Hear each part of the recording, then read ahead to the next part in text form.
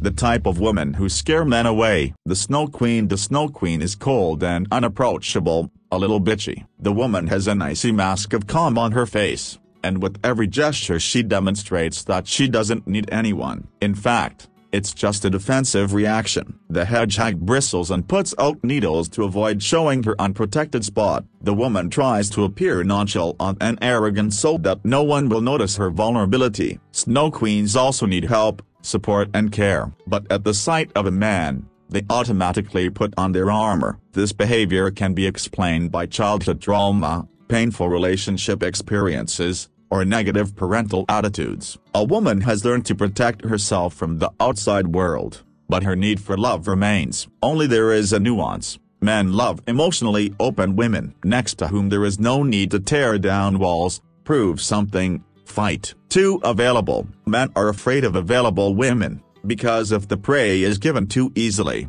there is something wrong with her. A man needs to conquer, to reach, to achieve. And here a woman serves herself up on a silver platter with the golden veil. The guy spontaneously asked her out, and she cancels even the most important things and rushes to him at full speed. He invites her to a fish restaurant, and she hates fish, and she sits lethargically picking at her steak and drinking water, just so she doesn't offend him. If you agree to all of a man's suggestions, you're just making it easier for him. After all, the man will also feel her worth. If the lady gives all of herself, she loses herself in her partner. There is an oversaturation of energy. A man gets tired of the constant control and looking in his mouth, and he leaves. Very nurturing. You can cook him dinner every day from 3 dishes, iron the arrows on his pants and almost bring slippers in his teeth. Only a man cannot keep it. The woman voluntarily takes the position of a very caring mommy,